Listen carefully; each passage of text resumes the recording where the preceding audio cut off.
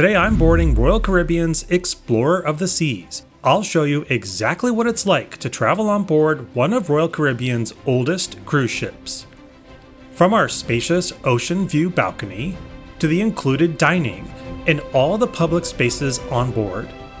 Plus, we splurged on visits to 2 exclusive beach day paradises. I'll show you the condition of everything, since that's the real question with the 26-year-old ship. Is she tired and beat up, or is she a diamond in the rough? And there are a few things about this ship that I genuinely didn't expect, which I'll share with you later. If you're new to the channel, I'm Brad. My goal is to help you get the most out of your vacation with honest trip reviews, guides, and real-world tips. If you'd like more videos like this, hit subscribe so you don't miss out on the next one. With that, let's start our adventure in Port Canaveral, Florida.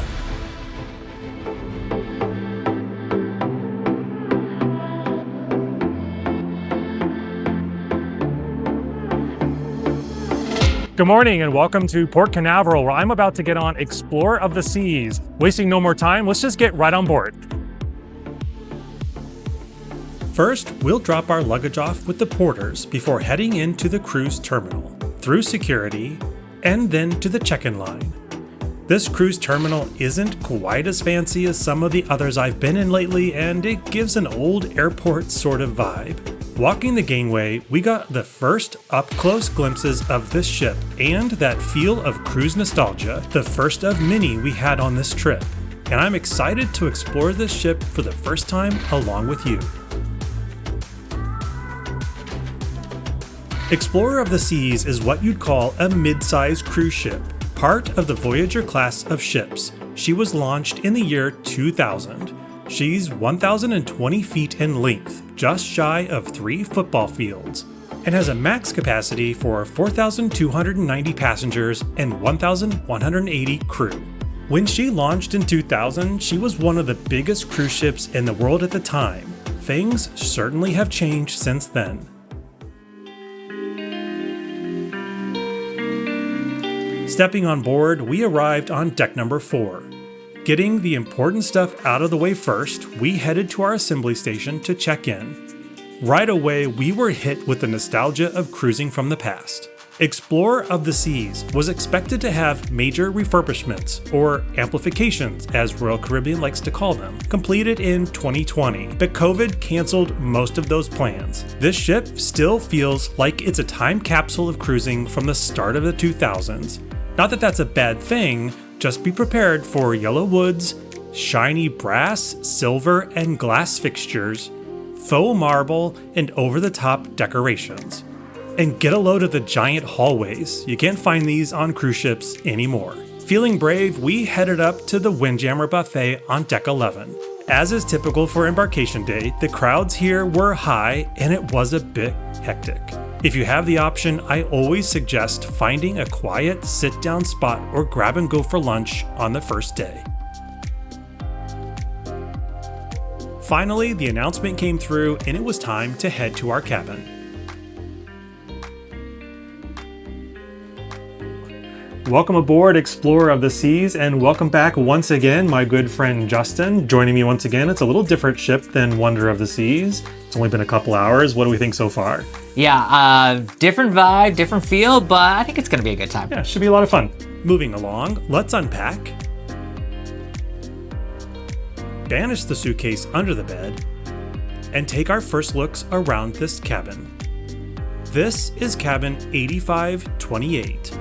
A spacious ocean view balcony cabin on the port side. This room has about 200 square feet of space, about 40 additional square feet larger than the standard balcony cabin. There's a king-size bed that can be split into 2 twins if you desire, a desk and get-ready area with lots of drawers and storage space, a cooler-style refrigerator, a full-size couch, and a large closet with some additional shelves. Overall, it's a pretty nice setup, and for a ship from the turn of the century, it isn't too dated, though it's showing its age. The bathroom, on the other hand, definitely gives old-school cruising vibes, though the shower did have super nice water pressure, so no complaints from me. This is quite a lot different from my solo studio cabin I had on NCL's Norwegian Getaway, where I only had about 90 square feet of space. And on this trip, I definitely appreciate having that extra space and the balcony to sit out and enjoy. There's certainly more to see, but as we're starting to pull away, let's go and enjoy the Sailaway celebration. The last bits of food and luggage are brought in, and before we knew it, we were off, headed for the Bahamas. Where exactly are we going? First, we'll be stopping at Perfect Day at CocoCay, followed by a stop in Nassau, Bahamas, then a relaxing day at sea, before returning back to our home port of Florida.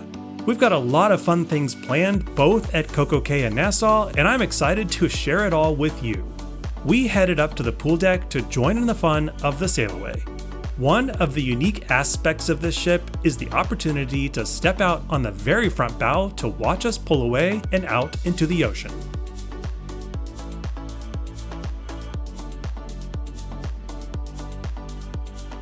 With us well on our way and evening quickly approaching, it's time to get the evening started and to head out and explore more of this ship.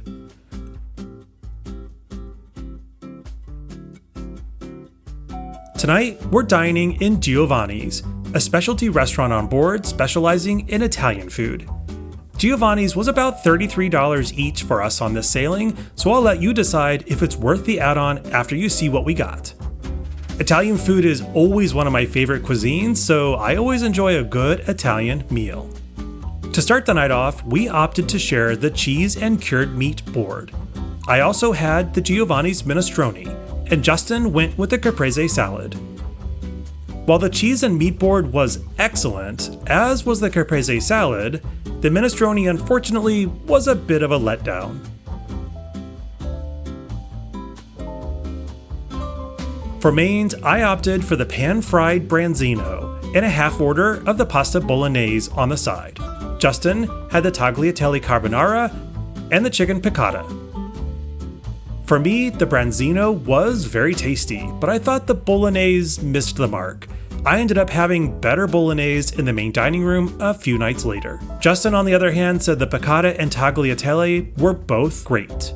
Even though we were quite stuffed, we still braved dessert. Justin had his favorite tiramisu, and I went with the lighter panna cotta. Both were as good as you'd expect.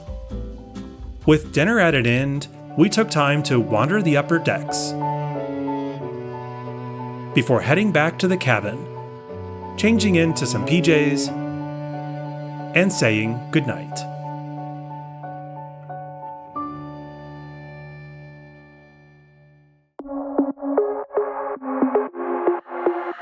Good morning and welcome to CocoCay. We're up early today and headed right off the ship. Next to us is none other than Icon of the Seas, one of the current largest cruise ships in the world, and you can definitely tell the size difference. We've splurged for something extra special today. We're headed to Royal Caribbean's most expensive beach on CocoCay, the Coco Beach Club. Coco Beach Club was $125 per person for us on this sailing, and it's basically the quiet luxury version of CocoCay. Though you can take the tram to get there, we opted for a relaxing stroll through the heart of the island. This walk is very serene and beautiful, and I highly suggest it if you can.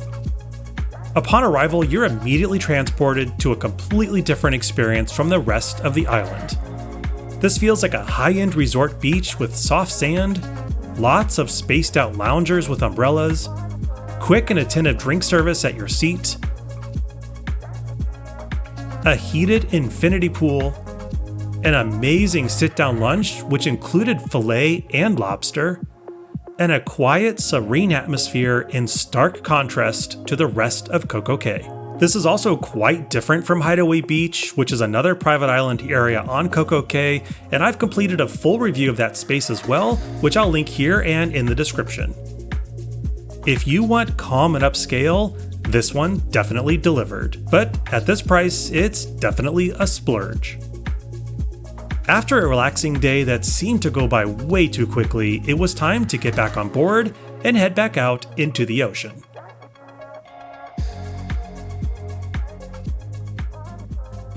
And before we knew it, it was time for dinner yet again. Tonight we're checking out the main dining room, which stretches from decks 3 to 5. With anytime dining, we can make a reservation in the app and bypass the line. Tonight it's French night. We of course both went with the French onion soup, and as expected, it was amazingly good.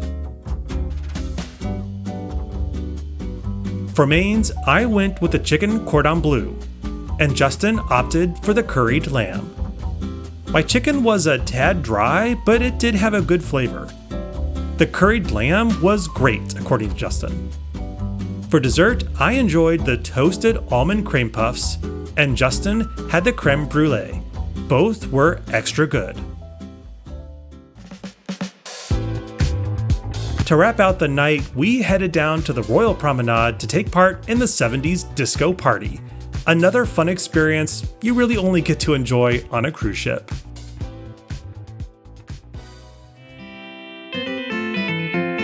Good morning! We've decided to have breakfast on the balcony today as we enjoy the sunrise and our arrival into Nassau. One of the big benefits of a balcony cabin is enjoying these unique moments. We're headed off the ship today and doing something brand new. We're headed to Royal Caribbean's new Royal Beach Club. This place is brand new for 2026, so this is one of the first chances I've had to see what it's like as part of a Nassau cruise day. Welcome to Royal Beach Club in Nassau. At a cost that ranges from $100 to $200 per person, you have your pick of places to chill for the day, including the family beach and pool, with its large pool and lots of colorful loungers, Party Cove with the music and party vibe, and Chill Beach. You'll also find a number of cabanas to rent for the day, some starting at a staggering $2,300 or more. If you happen to drop and break your sunglasses like I did, you can pick up the essentials at one of the small stands around the island. Plus, there's several bars to pick from, some really elevated food choices, and beautiful beaches and the turquoise blue ocean. After enjoying the music and the drinks at Party Cove, we settled into a nice quiet space at Chill Beach. The drink service was absolutely on top of things, and we rarely had to wait for anything. I left with a smile on my face, but there are a few things you should know before you drop that kind of money. I'll have my full review of the Royal Beach Club and whether I thought it was worth it or not soon, so be sure you're subscribed so you don't miss out. Back on board, we enjoyed the sunset as we sailed away from Nassau. If you're sailing to Nassau, one tip from me. I always suggest heading to an outer deck during Sailaway so you can see the beautiful sunset. Back inside, we headed to the main dining room once again. Tonight was Caribbean night, one of my favorites. For appetizers, we both went with the coconut shrimp, which never disappoints. I also tried the tofu, tomato, and avocado salad, which was very refreshing. For dinner, I opted for the jerk seasoned pork chop, and Justin had roasted Caribbean chicken. Both were excellent. For dessert, feeling festive, I tried the pineapple sunshine cake, while Justin had the warm blueberry cobbler. I think I definitely had the better of the two desserts. Towards the end of dinner, it was time for one of those silly things you only see on a cruise ship. The wait staff comes out dancing and everyone swings their napkins around and dances along. These are those quirky things that I love about cruising. Explorer of the Seas is a ship reaching 26 years old. It doesn't have the giant water park or go-karts or the flashy shows and boardwalks. So what else does it offer to keep you entertained? Well, here's a quick breakdown of everything we did after dinner. First, we attended a balloon drop. Then, an ice skating show that was better than I expected. Music trivia, a magic show, and a love and marriage game show. We never had trouble finding something to do to occupy our time. And as I always say, a cruise is as fun as you want to make it. And on a ship that's older like this, you do have to temper your expectations. Good morning, and since we're having a relaxing day at sea today, I want to show you around the other parts of the ship that we haven't explored yet. But first, we've got to get some coffee going, and the popular space to do that is down on Deck 5 at Café Promenade. Here you'll find your favorite specialty coffees and teas, some ice cream for purchase, some grab-and-go snacks, and since there's no Sorrentos on board, you'll find the crowd favorite pizza here at the Café Promenade. With that out of the way, let's head out and see the rest of this classic ship. We'll start all the way down on Deck 2 and briefly visit the loyalty desk and the conference center. Up one deck to Deck 3, we have the Sapphire main dining room, where you can choose from early seating, late seating, or anytime dining. Your choice will dictate which floor you eat on. Further on is the photo gallery, and nearby is the Studio B. This is the ice skating rink, where you can watch a show, and don't miss signing up for ice skating on your own, offered on most days. At the front of the ship is the Palace Theater, a beautiful large space where they do various game shows and other entertainment. Heading up to Deck 4, you've got the Schooner Bar, always a crowd favorite and one of mine as well, with their specialty cocktails and music in the evening. Further on is the Casino Royale. This is a smoking casino, so do keep that in mind. You'll find every game you'd want to try your luck at, but unfortunately, our luck was pretty dry on this trip. Near the rear of the ship is the Tavern, a kind of sports bar with TVs to watch your favorite game. Across from there is the Art Gallery. Moving on up to Deck 5, you get to the heart of the ship and the Royal Promenade. This is a massive, multi-story area that really gives this ship its wow factor. Here you'll find several shopping venues offering clothing, alcohol, jewelry, and other duty-free options. The Crown and Kettle Pub is a British-inspired bar with a fun atmosphere and one of my favorite places to see live music. Heads up though, the smoke from the casino below does drift quite a bit up the staircase and into the promenade in this area. Also on this deck is the R-Bar, a small bar with a whimsical theme. Across deck is the guest services and the shore excursion desk. And finally, the Star Lounge, hosting various activities and live music. We attempted to solve a murder mystery here, but it was an absolute failure. We were basically lost by the second clue, not our finest hour. Moving along up to Deck 6, you'll find the next cruise desk. And on Decks 7 and 8 is the library and RC Online, a relic of the ship's past when pricey internet packages weren't a thing. Jumping all the way up to Deck 11, you'll find yourself at the main pool decks. With 2 pools, multiple hot tubs, several pool bars, and multiple levels of sun chairs, there's plenty here to keep yourself busy.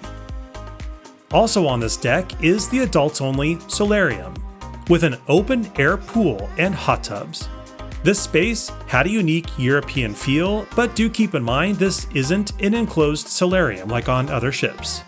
All the way forward, you'll come to the Vitality at Sea Fitness Center, with its own massive hot tub and great views of the front of the ship while you work off that extra piece of cake from the night before. And I'm not kidding, this hot tub feels like a secret perk. It's huge, it's got a nice view, and it was rarely busy. Also on this deck is the Chops Grill, a specialty restaurant focused on various cuts of meat. We were at the Windjammer on the buffet the first day, and it was just as busy today. We found the seating near the aft to typically be the best bet. Heading on up to Deck 12, you'll find Johnny Rockets, a specialty restaurant open most days for lunch and dinner. Around the corner is the Video Arcade, full of a number of older and newer games. You'll use your SeaPass to pay to play. All the way forward, you'll reach the Vitality Spa with a number of treatment rooms and spaces to relax. On up to Deck 13, you reach the Sports Court, where you can get in a game of basketball or other hosted activities. Also here is the Explorer Dunes, a free mini golf course great for the family. It was much harder than it looked, especially on a windy sea day. Around the back is the Flow Rider. This is a free activity for anyone brave enough to try it out. Plunge in yourself or stick around and watch a wipeout. Back here is also the entrance to the Perfect Storm water slides, a very popular activity on a hot sea day. Up one deck, you can also access the rock climbing wall, fun for all ages. On up to deck 14, you reach the Viking Crown Lounge, including Dizzy's, a very popular bar that gives sweeping views of the ocean and hosts several musical acts and late-night karaoke. Around the corner is Izumi, a specialty restaurant focused on sushi and other Asian cuisine. And finally, up to deck 15, you'll find the Skylight Chapel. We were surprised to find this up here, and it appears to be a space to be used for weddings and other events. I don't know about you, but that was a lot of playing tour guide, so let's grab a drink and have a break. As we sat and enjoyed our drinks, however, we started to see some of the wear and tear you'd expect on a ship this age. I will say though, that in large part, things were in good shape. Other than the few things we found like this broken lamp in Dizzy's, or this beat up chair in the main dining room, or this broken sofa in our bar, or this leftover holder of something like maybe an old smoke detector in our cabin. So, what's the verdict? Was any of this a deal breaker? Here's where I landed. Though the ship had a very 2000s shopping mall sort of feel, it wasn't a detractor. If you're booking this ship, you're probably booking it for the price, so I'm judging it on value and not flash. She was a little rough around the edges and had some aspects that were popular over a quarter century ago, but now don't really match modern cruising. The most obvious spot you'll see that is in the cabins, where the furniture may be dated and tired but still functional. Or in the hallways with these display cases of items covered in dust and cobwebs. But there are some unique bonuses you don't get on those other newer ships, like direct access to the front bow of the ship, or this giant secret hot tub in the fitness center. So is Explorer still good today? For the right cruiser and the right price? Yes, with some asterisks, like there is some wear and tear, there is of course the dated cabins, and the older nostalgic decor. Overall, at the price point you can find on this ship on a typical itinerary, I'd say it's perfect for a quick trip where you're not expecting the newest and biggest thing. Is she too old? Not if you're looking for value. If you're looking for icon level wow, well, this isn't the ship for you. Now, if you've sailed Explorer of the Seas, I'd love to know what you thought. Drop a comment below. And if you're still on the fence, tell me what questions you've got and I'll help however I can. Well, unfortunately, that does bring an end of our trip here on Explorer of the Seas. How did it go? How'd you think? Yeah, I had a really great time. It was fun. Yeah, she's an older ship, but she's still a lot of fun. Thanks for watching, and we'll see you on board again soon. Bye!